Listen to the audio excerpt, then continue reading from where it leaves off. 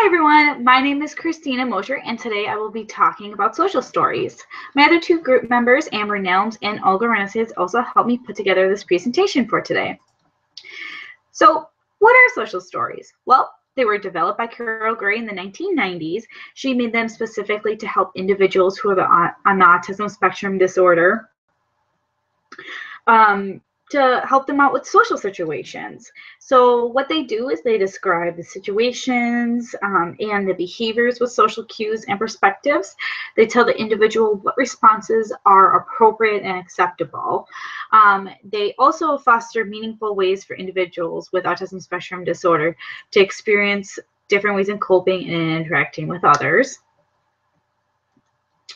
There are many different types of sentences used within social stories. So the first one is descriptive sentences, and those explain questions like who will be there, why, where, and how the situation will occur.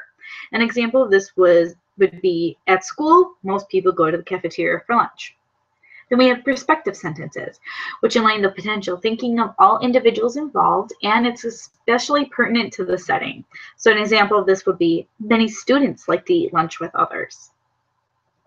Then we have directive sentences. And what these do is they tell the child what the right behavior is to do in that specific situation.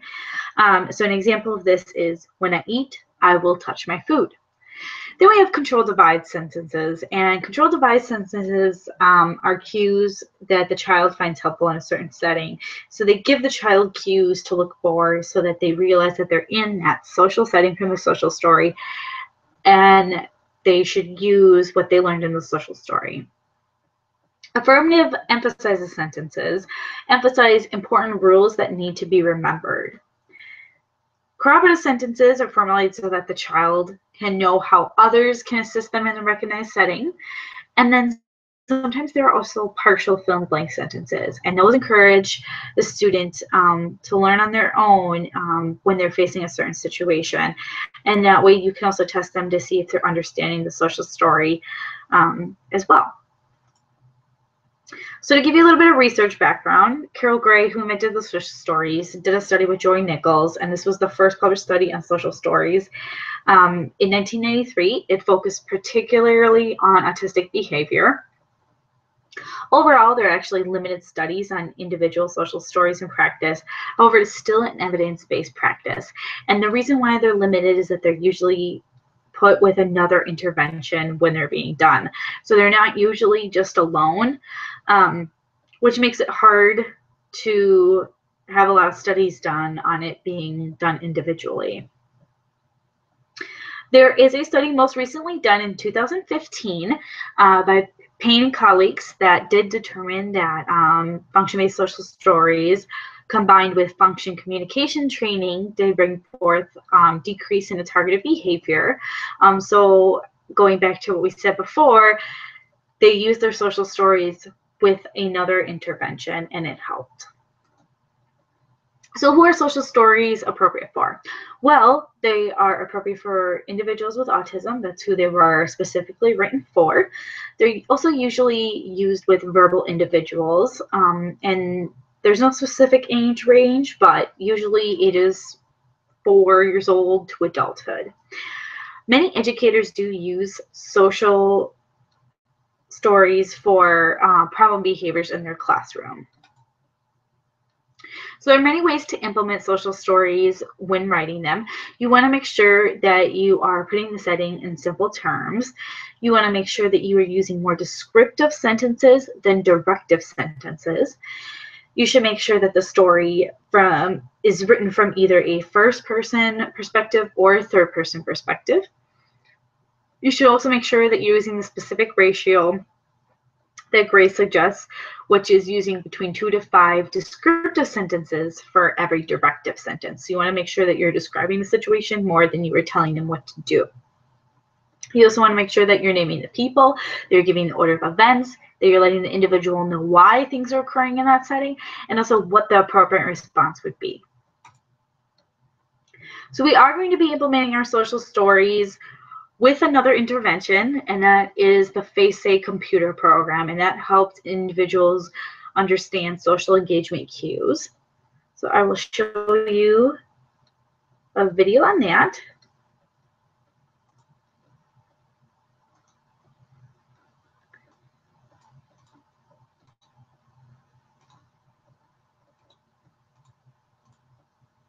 Hey, Stu, look, Ron. Can you please click on the one I'm looking at? Thank you.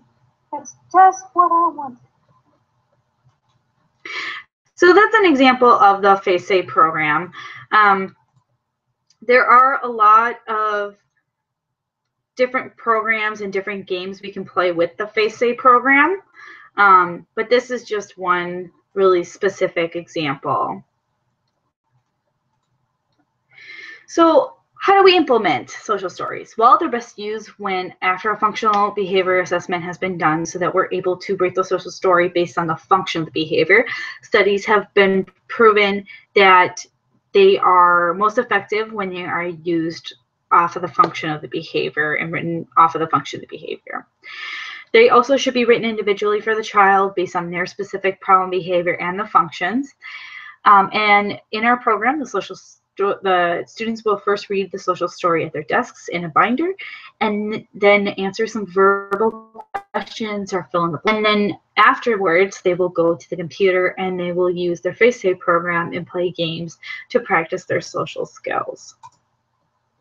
So there are many different ways to write a social story. You can make a video, and that's what I'm going to show you right now. Buddy is an example of a lot of social stories you can find on YouTube.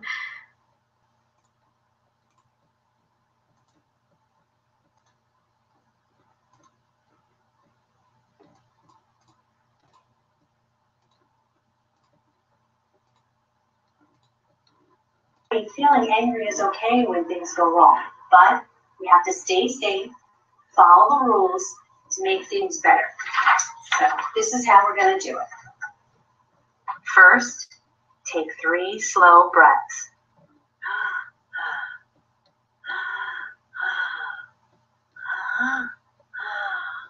Good job, buddy. Next, open your hands. Now you've earned your second star.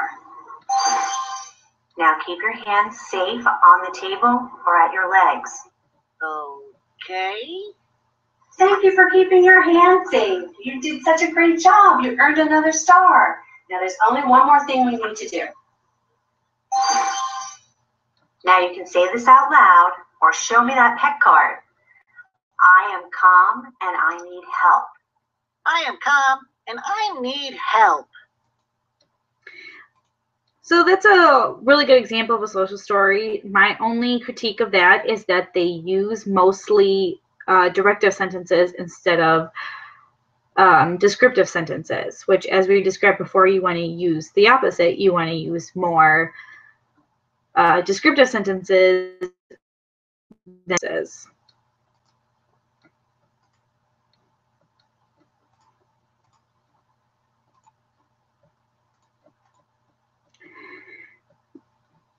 So going back to the slide here, I did write an example social story, and this specifically for this presentation. This one's for a child going to the dentist.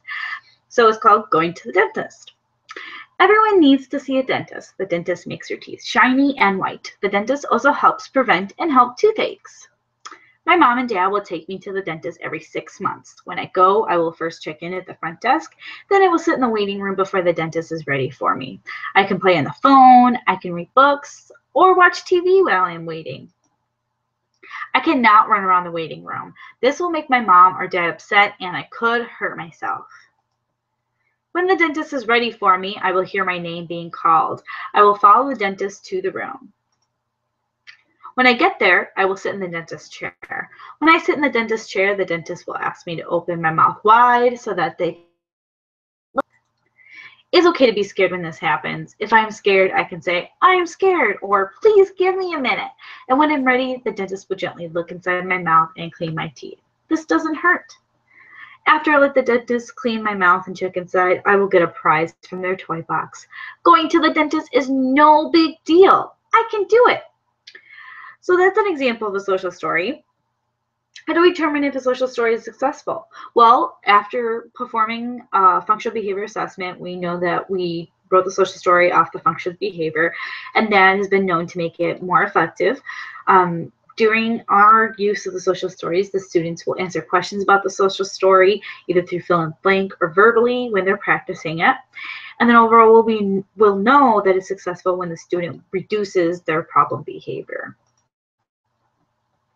So a quick overview, we are going to be using our social story strategy in combination with the FACE program, and that's going to help the students learn to engage in contingent responses to an interaction or conversation. They will use appropriate social engagement with adults or peers, have attempts or bids for attention, and be able to make comments about a given situation and make requests when needed. The FACE program will also help the students identify different facial expressions and emotions that are connected to social engagement. So some final tips, you want to remember to use the several different types of sentences according to Gray's methods, and also make sure that you're using more descriptive sentences than directive sentences. You want to make sure that you're writing the social story based on the functional behavior, and then also make sure that you're keeping your social story personable and individualized per student. So that's it for our presentation for today. I hope you have enjoyed it and learned lots about our social stories. This right here is just a list of our references presented specifically in this PowerPoint. Thank you very much.